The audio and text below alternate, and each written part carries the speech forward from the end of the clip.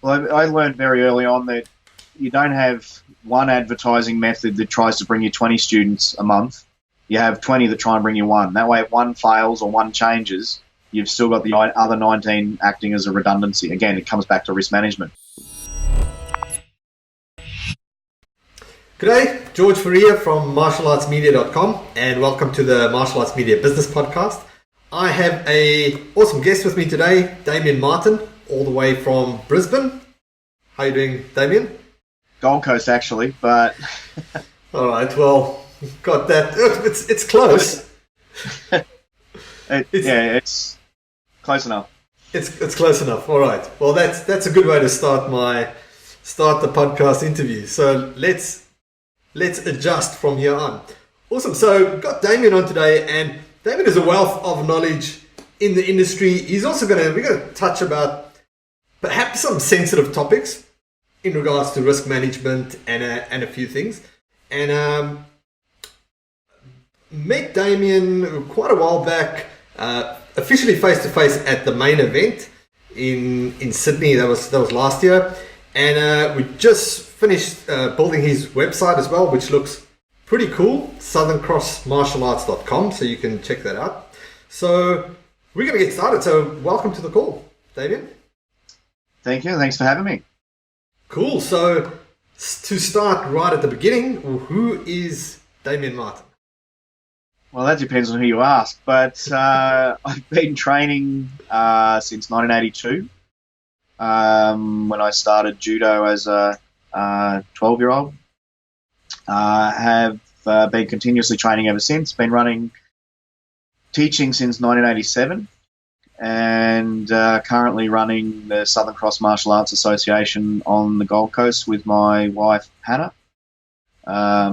So we're a full-time centre in Helensvale. Primary focus these days is Okinawan Goju-Ryu and Okinawan Kabuto, so weaponry, as well as just the practical self-defense applications and things that spring from that and the other training that I've done over the years. So, awesome. And when did you get started with Southern Cross Martial Arts? We started that in 2008. 2008, I left the organisation I'd been with since 1984, which was Zendokai. We left there after some disagreements on future direction and not wishing to take advice on how to run a full-time school from people that don't run a full-time school. At that point, we were also running an RTO, delivering training to a bunch of government departments on risk management, self-defense, and those sorts of things. All right, cool. So risk management, that's a topic that we've discussed in brief. What do you see? How do you see risk management, and what do you see the effects and I guess the dangers with running a martial arts school? Well, there's just to back up where I'm coming from. Like I'm a OH&S consultant and have advanced diploma in security and risk management. Worked in that particular space for well over 20 years. So most people tend to look at risk management from a physical point of view and think of risk as, someone falls over and you get sued, or one student beats another student up and you get sued. And that's certainly an element of that. But other risk factors that people tend to take into account in our industry is risk to reputation. And I'm not just talking about social media and how many reviews you get and all those sorts of things, but for example, if there's an accusation made of inappropriate behaviour within your school, that goes to the media, your school is destroyed. Whether that allegation is baseless or based in fact, there's several instances in the recent past where similar things have happened to people in the entertainment industry who were later exonerated, but they'd lost their job, they'd lost their marriage, they'd lost their reputation, now can't work in the industry based on false accusations. And there's, to be sure, there have been instances in the past where the accusations have not been baseless. And schools have been found and reported to be lacking in the recent Royal Commission into child abuse in institutions where abuse happened within organisations, and yet there was no child protection policy. There was no policy of checking on working with children or any of those sorts of things. So those are some of the other issues. Then you've got your risks related to untruthful advertising, prosecution from the ACCC, or fair trading in individual states. Like, for example, I've seen schools claim that they can cure autism. That's a pretty big claim, and there's one that's likely to result in negative media attention. That negative media attention can destroy your own school, but it can also negatively impact all of the other schools in the industry. Okay, are there... So, I mean, because I haven't really seen anything big in the media. Is this something that's sort of it's covered up before it sort of blows up type of thing? Or are there things going on in the underground that are just it's going to cause some obstacles and problems down the line? Sometimes things don't come to public light because there's out-of-court settlements with gag orders attached. So things like defamation, or if someone sues for something.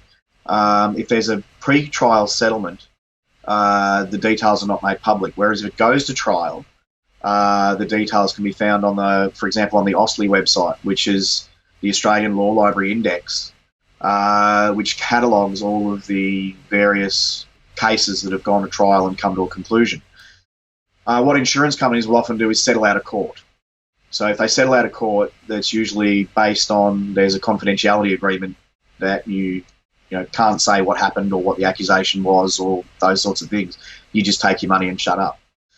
If you look at the AUSLI library for things in relation to martial arts, there's a lot of disputes over contracts. There's a lot of disputes over trademarks. But a lot of stuff doesn't make public light that way. The other way that it can become public is if it goes to criminal trial. So like an instructor as perhaps, as has happened in a number of cases over the years, sexually assaulted students. Other ways it happens is if it ends up on a current affair, and I can think of a couple of big instances over the last few years. One, in fact, in Melbourne actually led to change in legislation relating to knives and martial arts weapons. The current affair ran a big story. It was a beat-up about a particular school and a particular instructor who focused particularly on knife fighting.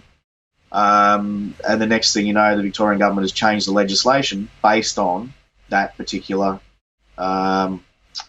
story. The white paper that was released on that, rather than a regulatory impact statement, gave the specifics of why the legislation came into being and how that was influenced by certain members of the industry who perhaps overstepped their authority to represent. So where does the problem really start? Because I guess the first thing I always, like when I stepped into helping martial arts school owners with the marketing and so forth, I guess a big attraction to me was the ethical side of it. Like if this is what you practice as in an art, then I'd assume that's the way you live your life as well. Is there, which I'm kind of shocked to see sometimes is completely not the case, but yeah, that's and I found that there's a direct relationship between the amount of times an instructor mentions ethics and the amount of ethics they actually demonstrate themselves. Particularly some of the instructors I've met and worked with over the last sort of 35 years. There's been a lot of them go on and on and on about concepts like Bushido and loyalty and honour and justice and courage and these sorts of things, and yet that's lacking in their own lives in every way, shape or form. They use the martial arts to feed their own egos. Now, there's a lot of those, but it's a huge industry. I mean, the martial arts industry in Australia, nobody can really put a finger on how big it is. The Australian Bureau of Statistics varies depending on which question is asked. The Australian Sports Commission only looks at sporting bodies. It doesn't cover all of those martial arts organisations, and some of which are quite large, that don't participate in Australian Sports Commission approved sporting activities. So, if you're not doing sport taekwondo or sport karate or sport jiu-jitsu or sport judo, If you're doing recreational karate in a school hall somewhere, you're not in the figures. So, no one really knows how big the industry is. So it's broken up. Some people are really, really good. Some people are really, really bad. And they tend to colour it for the good people. But most people are just pretty much happy amateurs stumbling along, not deliberately meaning to injure anybody or cause anybody any grief, but they do so out of ignorance. Martial artists tend to be quite credulous, so they believe what their teacher told them without fact-checking and those sorts of things as a general rule. So if someone's teacher told them that a particular technique is invincible, then they've got no reason to check that, is the way a lot of people think. Likewise, if I had a person who ran in the 1970s a large martial arts organisation in Australia, probably the largest for about 20 years in this country, tell me that direct debit would never work because nobody would give you their bank account details. He was talking from a position of ignorance rather than being a professional business owner in the 21st century. That level of credulity, it just is a problem. Right. So, I mean, even if your instructor does these, what is it, these, what's it, yellow bamboo? I think it's called yellow bamboo. You must have seen that video. I think it's yellow bamboo, yeah. Yeah. Look, there's an awful lot of martial arts schools out there where the instructors build up this reputation for being awesome at what they do because they only ever do it against non-resisting students. The real world is a different thing altogether. So if they're not constantly testing the techniques against a resisting opponent, which is not the same thing as sparring. Sparring is, generally speaking, quite well-mannered and predictable. If they're not constantly pressure testing through scenarios and those sorts of things, or even combat sports application, then any claim that a technique is invincible is probably not true. There are no absolutes. Martial arts instructors often tell their students, if someone pulls a knife, you run away. But you can't always run away, and what if you can't run as good as the other guy?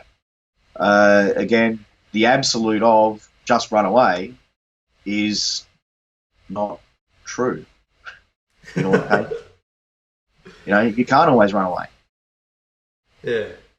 So I mean, what's the solution here? Because I mean, if we look at the sort of evolution of this path, right? So let's say I'm an instructor and I'm training martial arts, and I get this urge that I've got to create a school. Maybe and it starts in my backyard, and I get a few students, and then that sort of builds on itself, and then I'm like, all right, I've got to get into premises. So where's the big gap, and how do you fix the gap of where all these problems occur with risk management? Well, the same thing happens in a lot of other industries. You get a lot of people, like, they might be a very good craftsman at what they do. They might be a very good carpenter. They make wonderful chairs and tables, and their things are well sought after. So they go out and they set up a little shop, little factory to try and sell their wares. But that shop might not be zoned correctly. So they might set it up, in an area where it's too noisy and find themselves in trouble with the council. So martial arts schools, same sort of thing.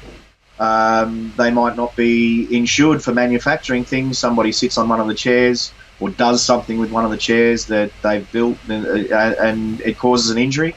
They might suddenly find that they needed insurance. It's no different really with the martial arts sector, except that the martial arts sector is selling services based on, in a lot of cases, fantasy, from what people have seen on TV. So there is no central body. Various countries and organisations have tried over the years, from the Dainippon Butokukai back in Japan, pre-war and post-war, trying to coordinate all Japanese martial arts. That didn't work. The Japan Karate Federation, World Karate Federation. There's been so many organisations over the years try and bring all martial artists together. But martial artists are as diverse as language groups and cultures. You know, it's like saying that everybody is the same, and they're not. The martial arts themselves are not homogenous. They're very diverse. People practice martial arts for different reasons. Some people want self-defense, or they think they do. Some want to get fit, some for cultural reasons, some do it because their friends do it. There's no one reason why people do martial arts. So, you know, we're not all covered by the sporting bodies, for example. We're not all covered by international organisations and bodies because of the politics that's associated with those. It's a hugely diverse industry, and that's one of its strengths, but it's also its biggest weakness. So let's say I was a school owner and I'm not covered in any way. What do you think are the first steps that need to happen? Use your Google to start with, and do a basic business plan. You know, most small businesses fail in the first 5 years. They fail because they failed to plan. You need to do a basic business plan. That basic business plan will ask the questions that you need to look at and address in relation to planning, zoning, insurance, accounting. Like what's the best business structure for you? Are you going to be a sole trader? Are you going to be part of a club or an incorporated not-for-profit association? Are you going to be a company? Is a family trust required? You know, you need advice from experts in the martial arts and the martial arts business sector, like you do in any business sector. So I'd start with Google and a business plan. The business plan will set you on the right track for asking those questions.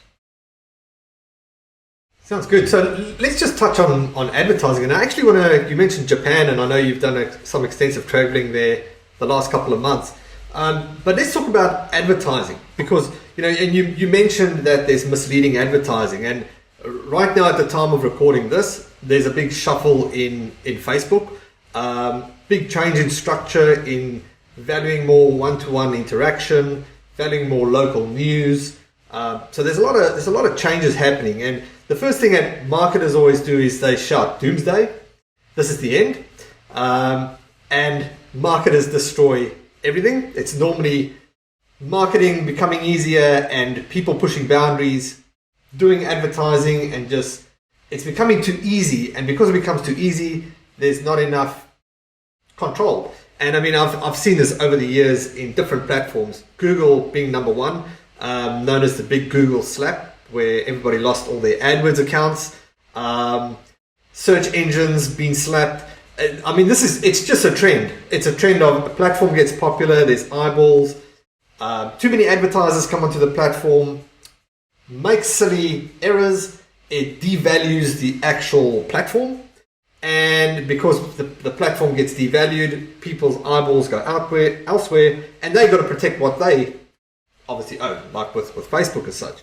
So, I mean, that's just things I'm seeing right, and what's relevant right now with advertising is there's a big cleanup happening, and I would suspect that if a lot of school owners had to lose their Facebook accounts, which happens, ad accounts get suspended on a day-to-day basis, their business will go with it because that's their one lead generation source. Yep. So, your take on advertising and being within the boundaries? Well, I learned very early on that you don't have one advertising method that tries to bring you 20 students a month. You have 20 that try and bring you one. That way, if one fails or one changes, you've still got the other 19 acting as a redundancy. Again, it comes back to risk management. To have all of your eggs in the Facebook market or the Facebook basket, so to speak, is a bit short-sighted. You need to have those other methods out there. You've still got things like referrals, signage, people just knowing where you are. There's a lot of other methods. Some things don't work anymore. Yellow Pages, for example, doesn't work for us at all because we test and measure pretty much everything. Flyers in the letterbox don't work anymore. Again, because we know that because we test and measure.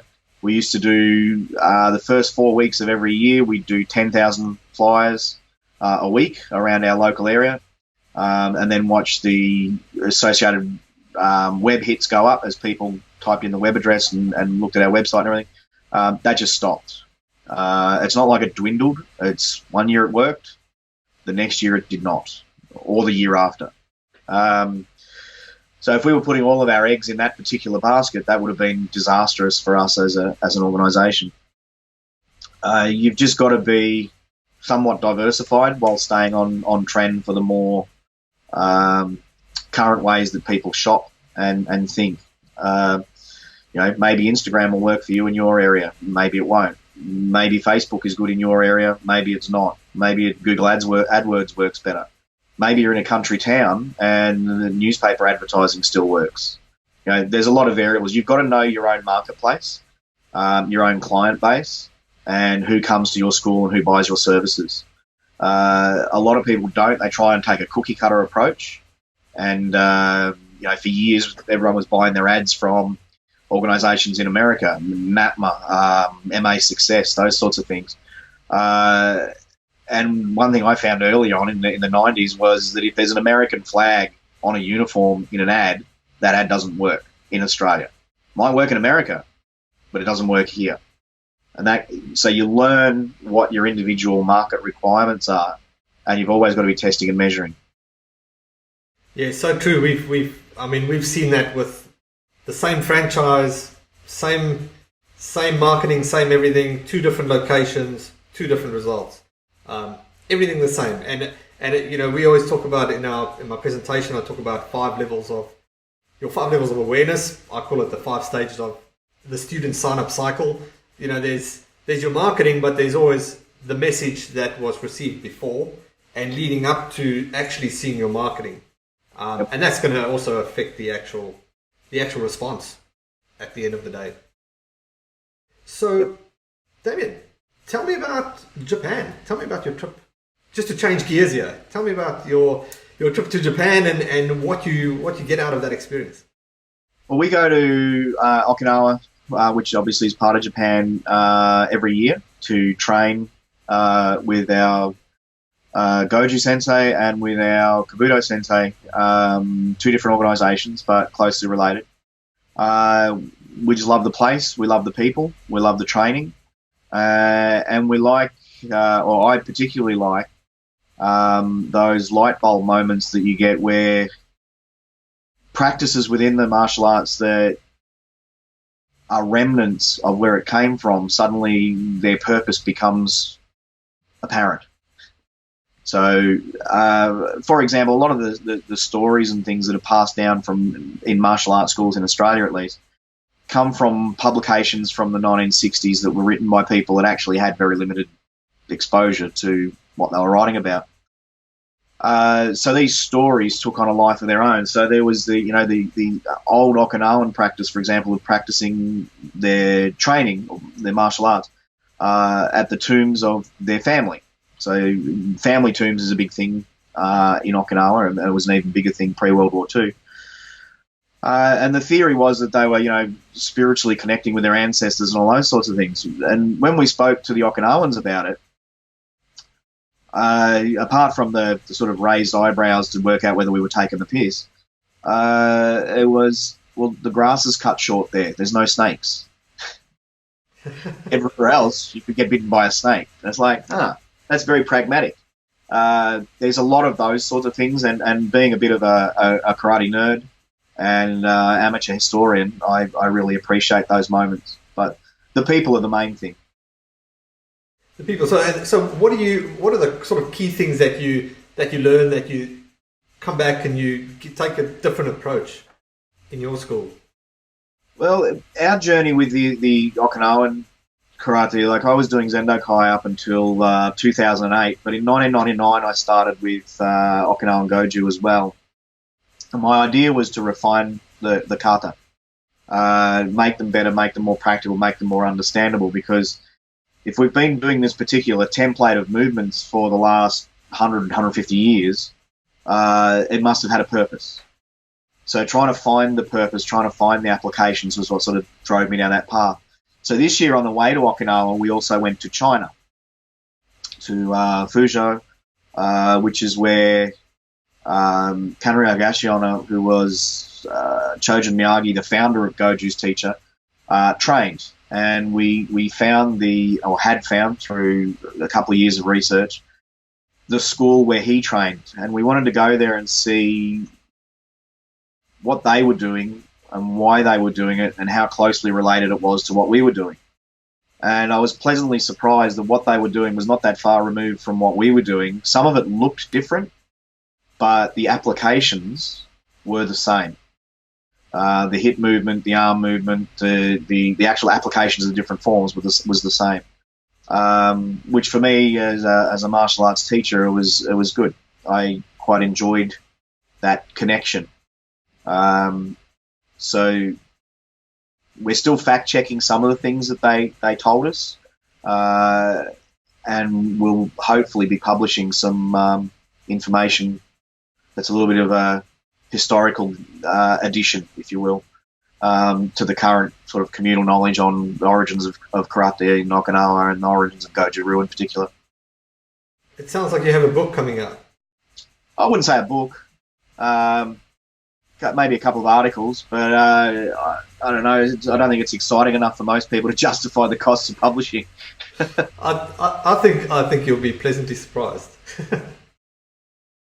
Well, based on the reaction I've had from some quarters on the Blitz article that was done about this, the December-January issue, what I've found is by saying certain things, it challenges people's beliefs to the core, and people's beliefs about their martial arts is very akin to people's beliefs about their religion.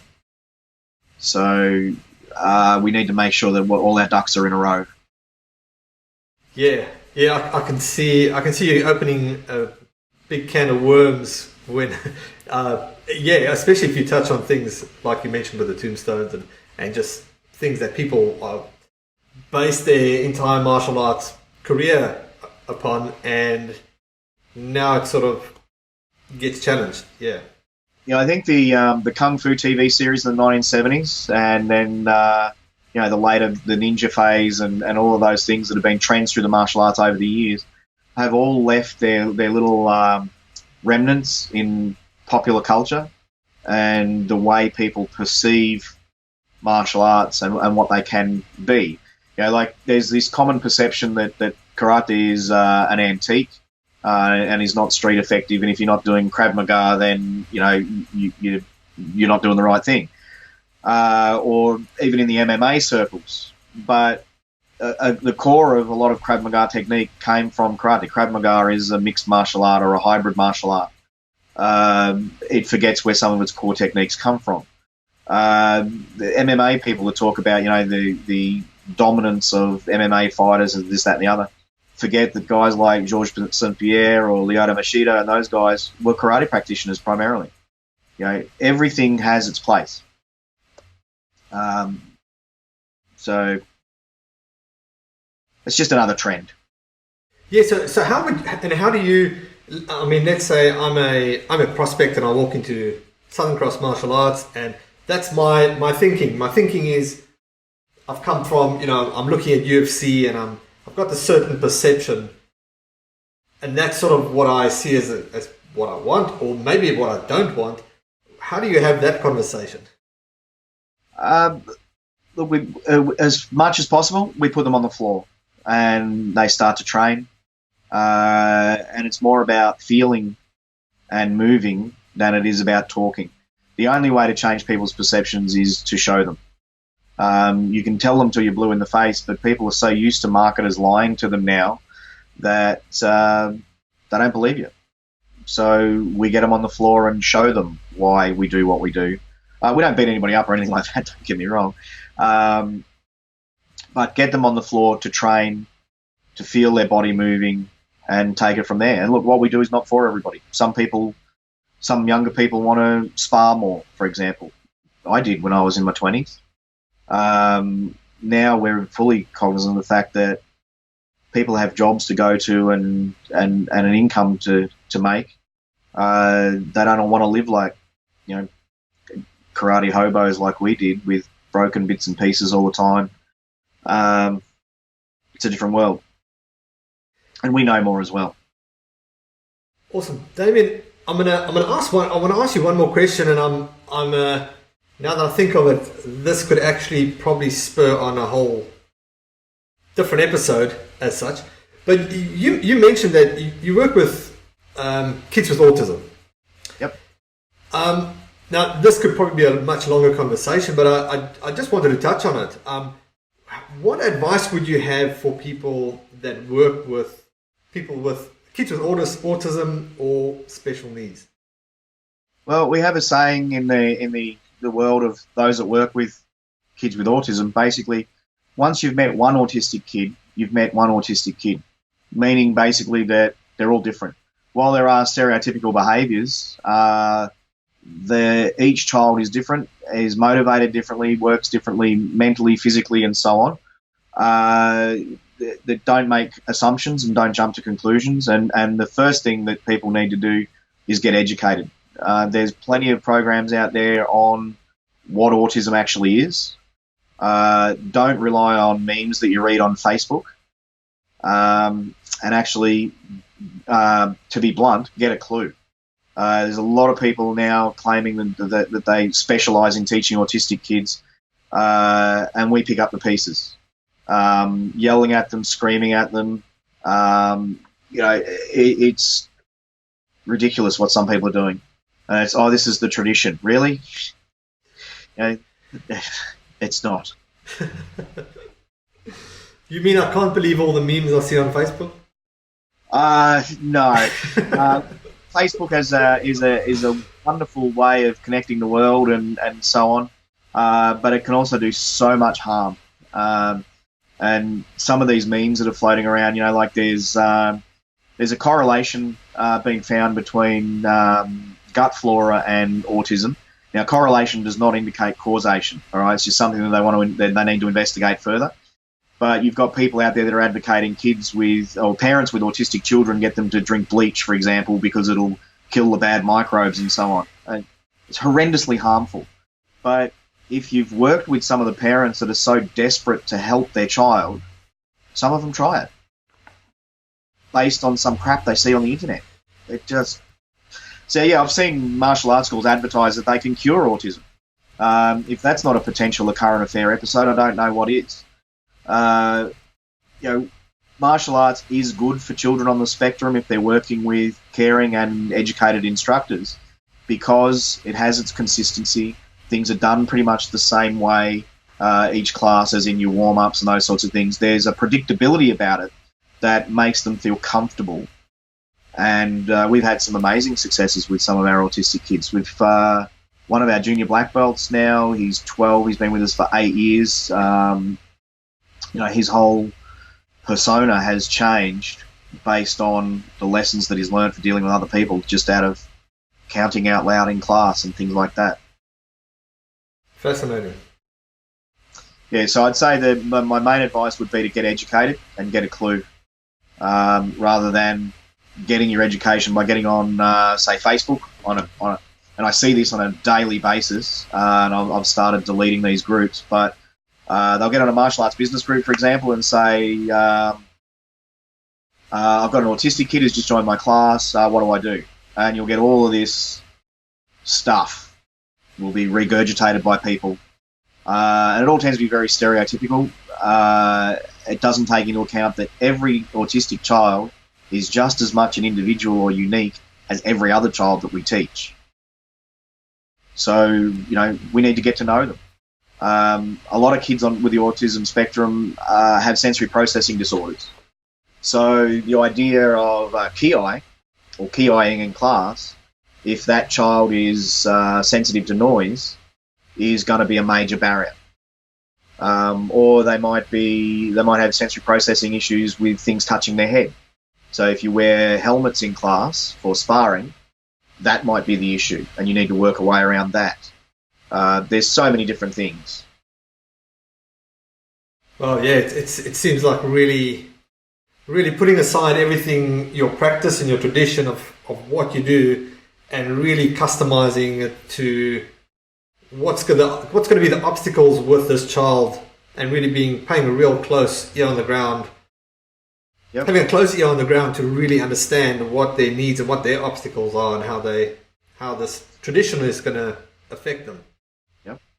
And it's not a matter of lowering your standards. It's a matter of lowering your time expectations and having more patience. But just because somebody processes information in a different way doesn't mean that they can't do a front kick the same way as everybody else. It just might take them a slightly different way to get to that point. There's just so many variables, and we've built up somewhat of an unexpected expertise in the autism.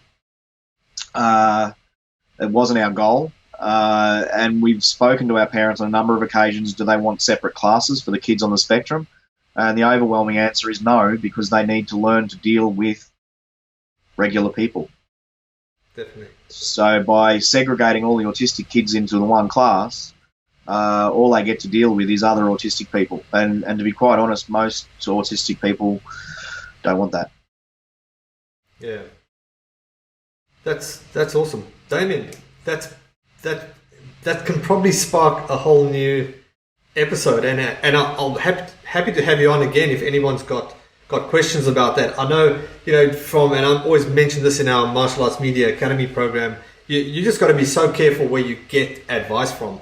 It's easier, Facebook has made it easier for everybody to connect, but some people should not have an opinion verbally.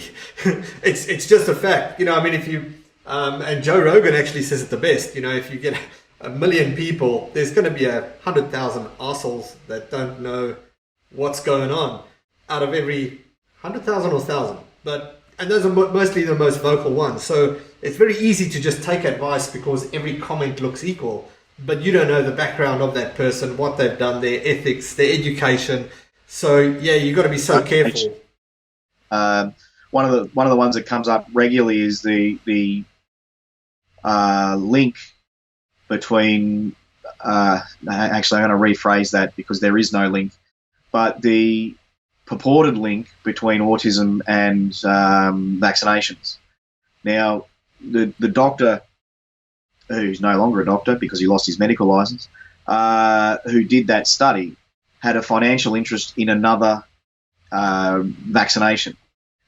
He fabricated a report and a link on no evidence whatsoever so that he could sell his vaccination.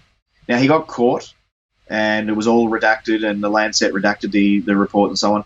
But that myth, since Wakefield's report, has perpetuated itself, and the internet is making it worse and worse and worse and worse, to the point where diseases like polio and whooping cough and so on are making a comeback. They were all but eradicated because people don't want their children to catch autism. It's not something that you catch. But there are some good organisations out there that are doing training. I'm doing a presentation, or my wife and I are doing a presentation for the Titans event in May on working with kids on the spectrum, and would just like to get more information out there so that people are not traumatising these kids with something that should be profoundly helpful. Fascinating. Awesome stuff. For anybody, there's we'll probably close it off here, but there's a book, Trust Me, I'm Lying, by Ryan Holiday. If you ever want a true perspective of how media can get manipulated, he was a self-confessed media manipulator. His job was to plant rumors, spread them, create the media behind it. There would be rallies until they saw the consequences of people dying because of fake news spreading in such a way that the consequences kick in. It's a brilliant read, just to get a perspective of don't get all your information from a Facebook post, because that article was probably written with intent or paid by someone to write, and they did their own research with whatever they could find, and they wrote it and put it together, and it creates a perception where the intent was really just to disrupt. So yeah, probably a good way to end that off. No problem. Awesome. Hey, Damien, thanks again for coming on. If anybody wants to get in touch with you and learn more about you, where should they go? Best point of contact would either be via our website, which you mentioned earlier, www.southerncrossmartialarts.com, or Facebook is probably the easiest way. I'm not good with telephones. Skype video works. Yeah. All right, awesome. Thanks, Damien. No worries. Thanks for being on. I'll speak to you soon. Cheers. Cheers, bye.